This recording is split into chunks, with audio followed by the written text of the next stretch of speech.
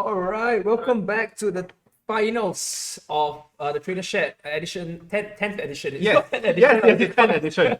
I Yeah, still don't know what's the naming of it.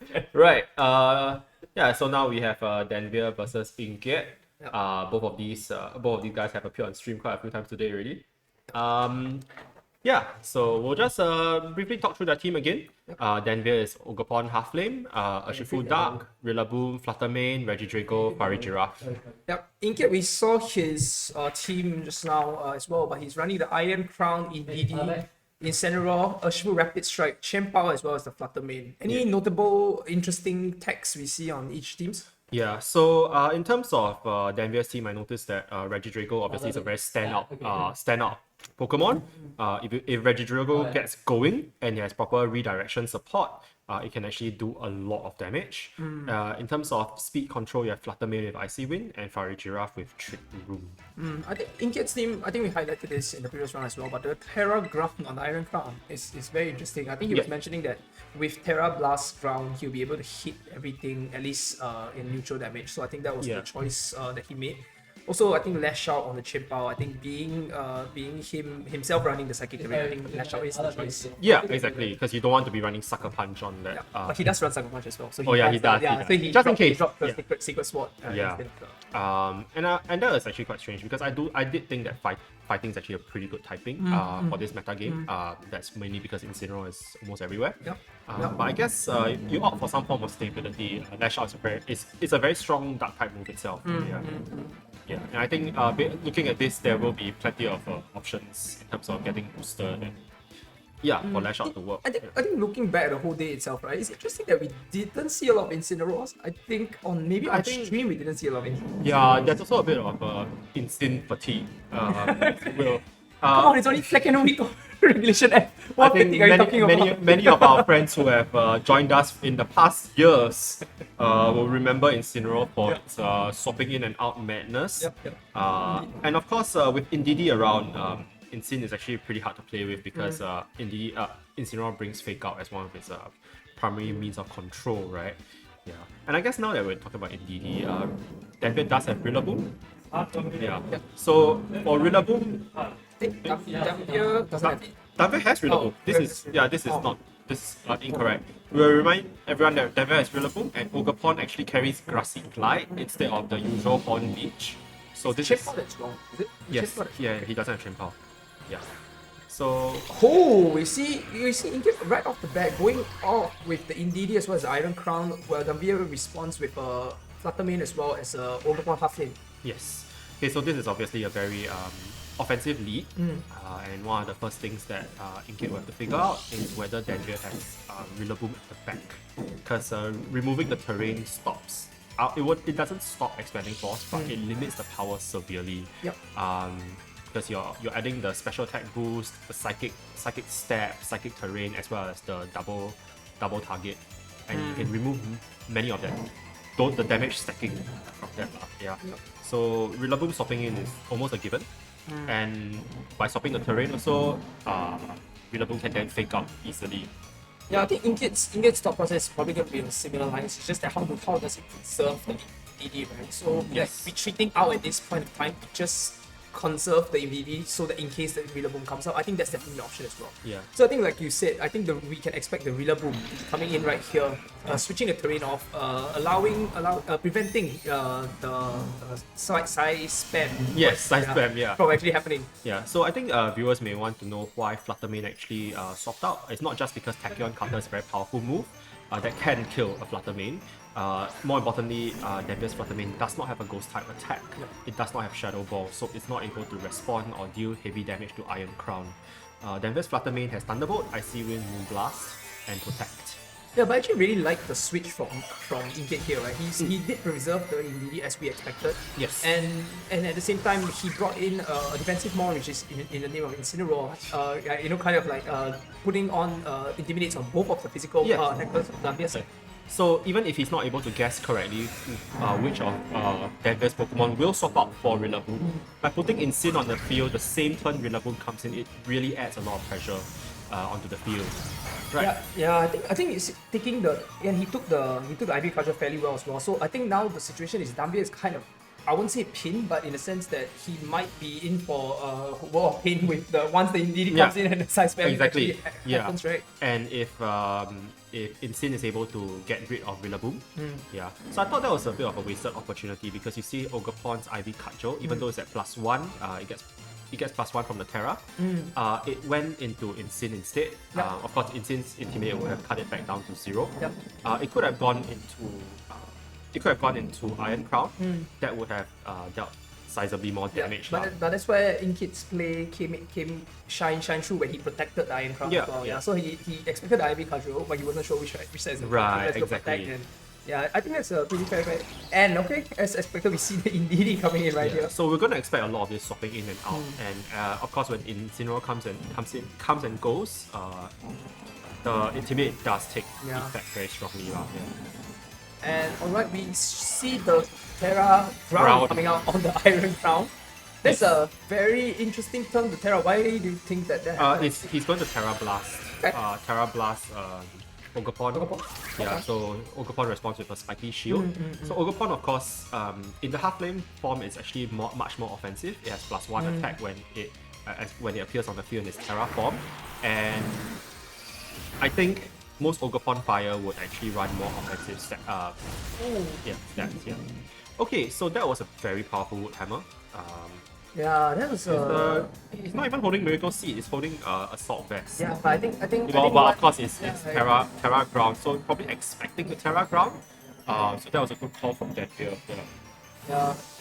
I think interestingly, Inkit was doing the Terra to prevent the Heart Flame from KOing it. Yes. But the Heart Flame protected, right? Yes. Alright, but at least now it's a bit of a kind of better situation where the Indeedee will be using Follow Me to protect the Iron Crown, and the Iron Crown will be able to do the side spam. But a smart action from Daanvir for bringing in the Urshifu itself to prevent any of the psychic moves affecting the Urshifu. So of course this is back to team preview where Daanvir probably recognized that one of Inkit's strongest plays is to go for your expanding forces. So having dark types on your team naturally will give you a bit of an advantage, especially when switching in and out. Another question is whether Inkit is able to respond with maybe a fairy type attack from his team into the dark type Urshifu. But probably not. I think now is a tricky situation for Inkit because his team has taken fairly a lot of damage, and I think what if we were to expect is probably if he wants to save the Indeedee, it's going to be the Incineroar that's coming into the slot. But Incineroar is super effective, super weak to the Urshifu single strike if there's a close combat coming into the situation. Yes. So Urshifu can't use Sucker Punch because of terrain. The terrain, But Iron Crown has a very interesting speed interaction with Urshifu. Urshifu's 97, Iron Crown's 98. Most Urshifu are 252 speed. So we're looking at Iron Crowns, some of them run Timid, max speed, in order to get your 1 point advantage over Urshifu. And that matters a lot for a lot of interactions. But here's the thing, if you run Timid max speed, your booster energy will not be giving you speed. It will be unlikely to give you speed. Actually, it will not. I've seen the calcs. And then your Tachyon Cutter will not be able to get rid of Urshifu. I see. Yeah, I think interestingly, Daanvir went for Follow Me in that turn. Was you expecting a Tachyon Cutter? He might have been. It would have been a reasonable play from Inkiat. You have to try to stack some damage onto Urshifu because it's not going to go away. And once the terrain has changed back to grassy terrain, then Urshifu is free to use a very strong Sucker Punch. Overall, I think that previous turn turned out quite well for Urshifu. Inkiat, because Urshifu going for close combat into the Indeedee, breaking the sash due to the Rocky Helmet, right? Yes. For Inkiat's side, and I think that turn was pretty good. But just the only problem is that moving forward, Daanvir has the field control if he decided to switch in his Rillaboom at this point in time. So now we talk about speed interactions. Of course, Flutter Mane is much faster than Urshifu, but Daanvir's Flutter Mane has Icy Wind. So we're not really sure how these Flutter Mane are trained, but if Icy Wind is able to go first, it will then lower the opponent's speed, and Urshifu can deal heavy damage into Flutter Mane. Flutter Mane will not be able to survive what comes out of Urshifu. So Iron Crown going for the Protect, and Daanvir's side of the field, Flutter Mane going for the Icy Wind, reducing the speed of Inkit's Flutter Mane, and the Wicked Blow going straight into the Flutter Mane for the knockout. So So Daanvir reading that perfectly in the sense that the Iron Crown did not manage to attack. Yeah, yeah. And and the Fluttermane got taken out for, in a sense, free. Right? Yes, it is quite free in that sense. Yeah, and of course we don't know whether that was a speed tie. It probably yeah. Yeah. So I think that turn was kind of like the turning point of where we see the game probably all shifting, the momentum shifting Right. into Daanvir's favor. Right. So Daanvir has done well to protect his Urshifu, and then when he saw an opportunity to run through with Icy Wind, followed by a strong attack into Fluttermane, he did. Yeah, so that is the sort of thinking that sort of wins the game. Yeah. And now Iron Crown is gone, and Iron Crown is actually one of the bigger damage dealers from Kiat's side. Yep. Yeah, so that will be quite a painful loss. Yeah. Yeah. And the Incineroar is probably not going to take this close combat that well. Oh, okay. It does That's survive, minus but- one. Yeah, it does survive. It's at -1. It will not crit because it isn't a crit. And Intimidate of course brings it to -1. But I think the Instinct is a berry, but then I don't think it's gonna be. considering that both Flutter and Urshifu are both faster. Yeah. So at this point, Instinct does heavy damage through the use of Flare Blitz, and of course Urshifu has his defenses lowered after the close combat. But I'm not so sure if that's going to be enough to then win the game, because we still have Rillaboom coming in. Rillaboom will change the terrain, and then it's free to Grassy Glide. Yeah. Yeah. I think this matchup was really, I think both of the players had equal kind of ground where they Yes, were trying to yes. read each other up, in the sense that Daanvir had always had the opportunity to switch the terrains up and with the Rillaboom at the back. So what happened? No, nothing. Yeah. I saw it. Yeah. But yeah. Yeah, I think both players were trying to read each other, and then at the end, Kiat was kind of predicting that the Rillaboom will come in to change the terrain out. So, In a sense, yes. So it's about being able to protect the Pokemon that you need to really then deal heavy damage when you find an opening. And of course, by the first turn went fairly well for both players. They managed to call each other out on the swapping. Rillaboom coming in and Indeedee being protected in order to save the terrain for later. But then after that, Iron Crown was left a bit defenseless on the ground. And it's pretty hard to then turn the tide once, for example, he lost his Fluttermane and then after that lost Iron Crown and back-to-back turns. Yeah. Would you say that because I think the Urshifu caused quite a lot of problems for Inge, would you say that this will Inge should step away from the side spam, move from like the game plan for game 2? Yeah, thing is, if you move away from side spam, I find that it will be very difficult for him to then bring the offensive power required to take out the rest of the team. Okay. Yeah, because once again, it's talking about just raw damage output. Expanding Force is one of the most ridiculously powered moves, because Cyclic Terrain adds that extra layer of damage that you can deal. Of course, you just need to find a way to. Your win condition then is to find a way to get rid of Urshifu. Yeah. I think from the perspective of Inge, I think the 4 that he brought was pretty decent. Yeah. I remember there was one turn where Daanvir rightfully called out the Terra ground and protected. Spiky shielded his Ogerpon, and of course that turn was quite poor for Inge in a sense because basically Ogerpon Half Flame was able to catch the Terra ground, catch the Terra Blast. Yeah, I think that turn was also kind of the pivotal point. It was a free switching. It's free switching. Free switching for Urshifu. Okay, so now. Alright, let's get into game 2. Okay. So of course, one option for side spam, expanding force players is to not lead in DD. In case something goes wrong and your opponent tries to changes the terrain on the first turn. That will be very problematic. But we're seeing something different where Inge leads with the Indeedee and Chien-Pao against Daanvir's side with the Regidrago as well as what was the other one? And Ogerpon. Ogerpon Half Flame. So, of course, right off the bat, we see that Regidrago, a Dragon type, is definitely weak to the Ice type moves from Chien-Pao. Okay.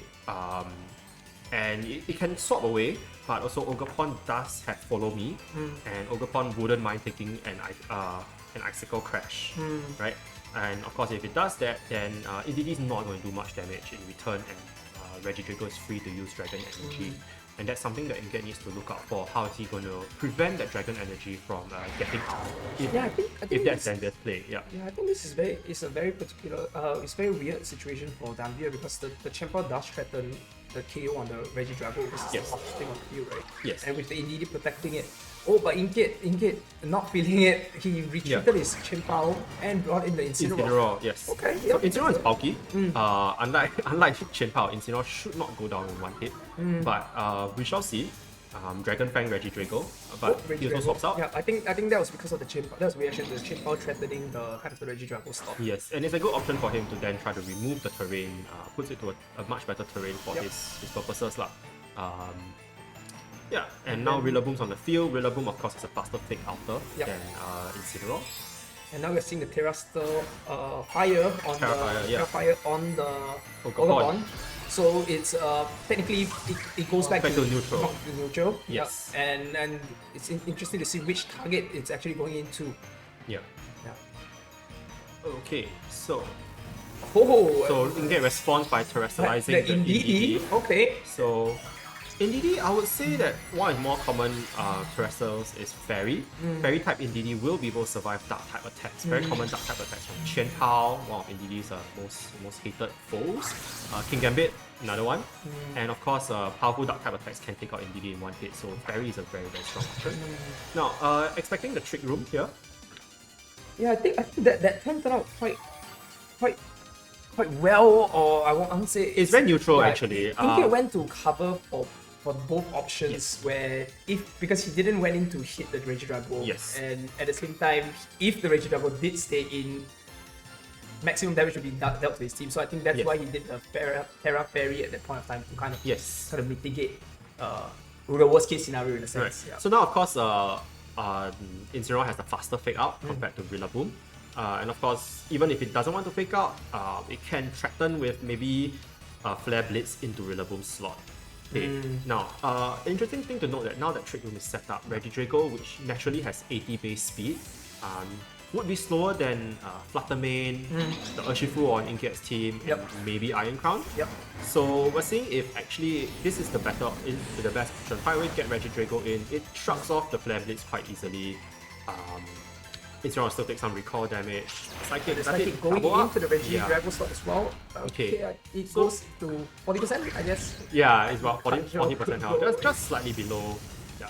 So Ivy Cudgel goes into Insane. I'm not entirely sure if I think that was kind of like a prediction of parting shot into one of the slots and then something coming to sleep. Yeah, as I think the board position wise, Incineroar doesn't do really much to the Ogapon, but yet it does super effective damage to the Rillaboom. So I think Daanvir's perspective was that probably the Incineroar would have repositioned himself. Yes. So now Incineroar is still faster, so running Dragon Energy for the Regidrago will be very tricky. Okay. So follow me. Going to the defensive, protecting the Regidrago. Yeah. And so then knock off. You can't knock off Half Flame Mask, so it doesn't do much damage. that's true, but he protects all the It's a damages double. that's going into. It's a double, yeah.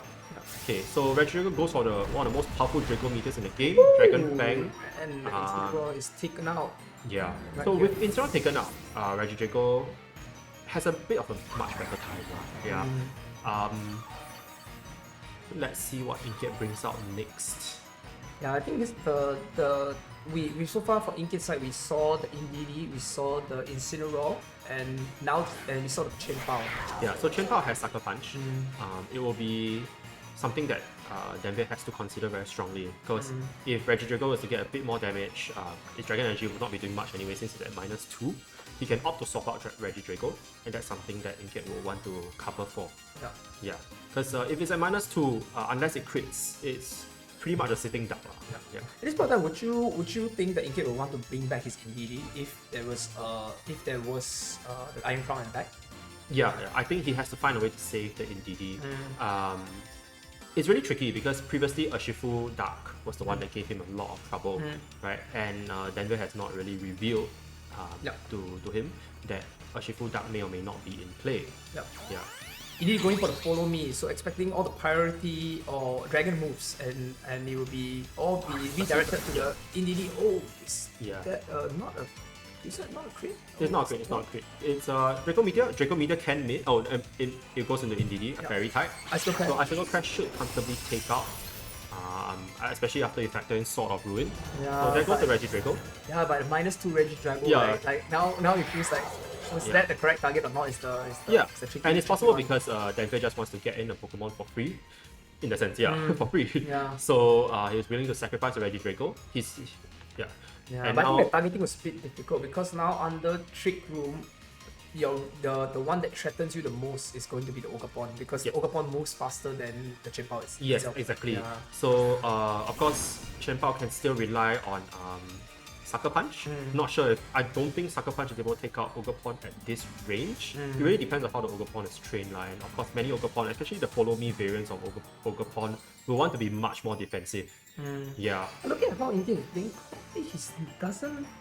his endgame is not relying on the Iron Crown because I think he has no intentions of kind of like Bringing in the Iron Crown. Yeah. No, the Indeedee back, right? To set up psychic. He's not saving the Indeedee. Yeah, so it feels like he's just using it as kind of like a protection for whatever attacking Pokemon that he has, and then maybe closing the game up with a Urshifu or a Fluttermane once the Trick Room turns expires. Right. And as a fairy type, and with Follow Me, it resists all of Urshifu's attacks.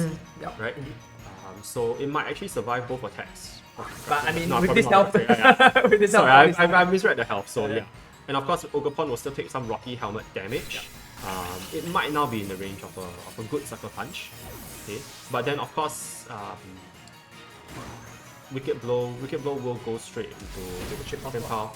It will resist it, but more importantly, it breaks Chien-Pao's Sash. So Chien-Pao's most common full item is the Focus Sash. You find a way to double target the it. Lash Out coming out onto the Urshifu, that's a very interesting choice. I think he might have been thinking that it will swap out into Rillaboom. Rillaboom was already revealed, but at the same time that was not that would not have done much to Rillaboom either.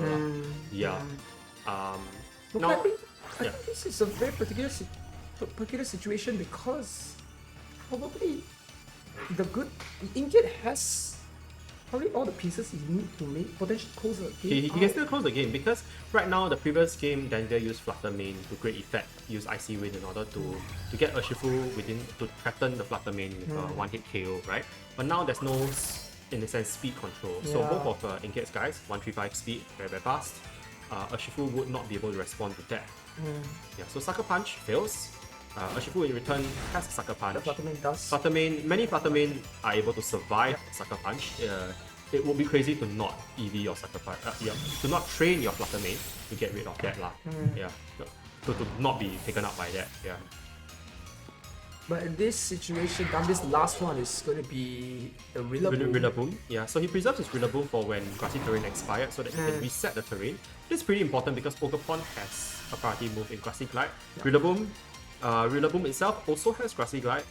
So the 135 speed that we mentioned from Chien-Pao and Fluttermane are not going to factor too much into this if you're going to run priority moves against them. Yeah, with Fluttermane having no protect choice specs, the fake out into and the against the move, which will probably likely close the game. So congratulations to Daanvir for taking Daanvir will comfortably take it out. He didn't lose a single match today, 8-0. He didn't, and this was a very comfortable 2-set.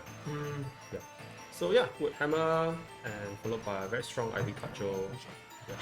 He can use Sucker Punch, probably takes it out, but then he has to eat a Wood Hammer in Grassy Terrain for its trouble, and that would not be. I don't think it will be that. But I think it very I mean for Indian side as well, right? He managed to pull through with a new Iron Crown. It's pretty interesting. Really brought something new to the table. Yeah, and I think it goes back to the point I made earlier, which is like Iron Crown itself is actually one of the heaviest hitters. We recognize that, and once Daanvir threatened it so much in the first game, and in team preview, Inkiat decided not to bring Iron Crown for the second game. That's when his damage output was not high enough to close up the game. Even when he made the redirections correctly, he carefully considered and managed to take out Regidrago. The Follow Me, where Regidrago tried to use Draco Meteor, and of course the Urshifu Dark didn't get redirected, but if it did get redirected, that would be as well. But he just didn't have the raw damage to compete with a very powerful wicked blow, very powerful indeed. wood hammer. Yeah. Yeah, I think Daanvir's team really ran through the whole Kiat's team in the sense that although there was a bit of a terrain grabbing session. Yeah, and I think you can expect more terrain problems in the future lah. Yeah. Because these two will stick around for quite a bit. Alright, so that is the end of. Thanks for joining us. And congratulations to Daanvir for taking a clean 8-0 Saturday. So I guess the trainer chat will be back on the 3rd of Feb for the Chinese New Year Ang Pao Challenge. Yep. And we hope that you guys can all tune in back then. Alright, Okay. thank you. See you again. Thank you. Bye. Alright, we'll be closing the stream here. Thanks. I tried. Very good. No, you didn't.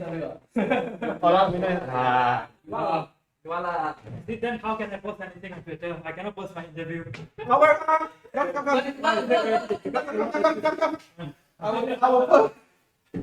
ask hard questions. Where's the line? You have to talk about it. No. I don't think it's a big issue. Like, I'm sure. No, I was only joking. You sure?